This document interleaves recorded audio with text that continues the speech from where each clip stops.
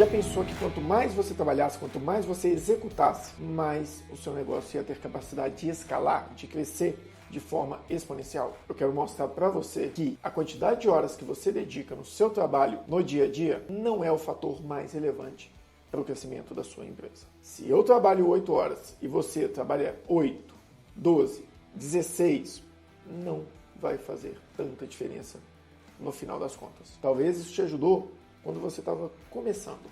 Isso me ajudou também, mas depois de um certo patamar, não é isso que vai te levar para o próximo nível do jogo. E é disso que eu quero falar aqui hoje. Eu quero trazer um ponto que eu já errei nesse aspecto, já vi muito empresário errando. No começo da ProEstado, eu trabalhava horas e horas afinco nela, dedicando, correndo atrás, buscando formas de atender cada vez melhor o meu cliente. Depois, fui tentando fazer com que essas horas fossem dedicadas no atendimento, no treinamento e na motivação, no acompanhamento da execução dos consultores. Só que isso tinha uma limitação.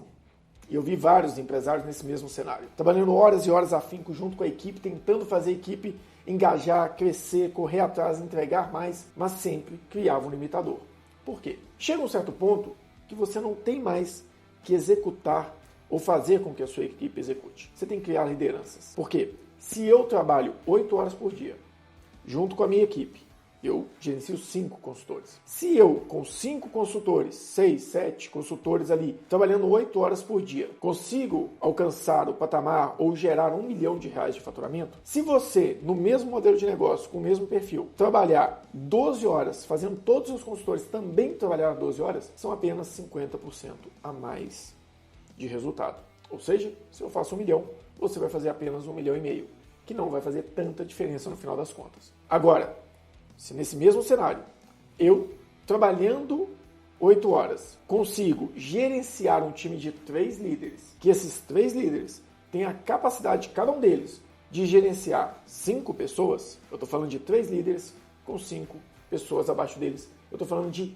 15 pessoas trabalhando nesse mesmo cenário 8 horas por dia.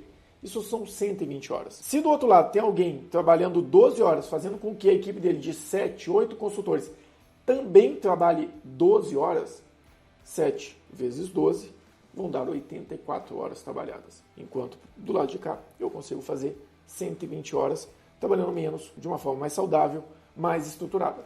Então, qual a diferença entre esses dois pontos? Parece óbvio, mas o óbvio tem que ser dito. Chega um certo ponto que você tem que ter a capacidade de criar lideranças e não fazer com que pessoas executem o trabalho. E para criar lideranças, você tem que ter um bom plano de contratação. E pode parecer simples, mas em diversos negócios que eu apoiei, em diversas consultorias, eu vi que as pessoas não tinham um plano de contratação muito claro. Eles não sabiam quem as pessoas deveriam liderar, quais os setores deveriam ter líderes, quais as skills, quais as competências que esses líderes deveriam ter. Então, é muito difícil você contratar de forma correta, sem saber quem você deve contratar, quando e como deve contratar. Fora que você tem que avaliar, nesse quando, se você tem capacidade financeira, se o seu negócio cresceu o suficiente para conseguir trazer essas novas contratações, trazer novas pessoas para o seu time. Então, sem mais delongas, essa é a pauta de hoje. Hoje eu quero falar com você sobre liderança,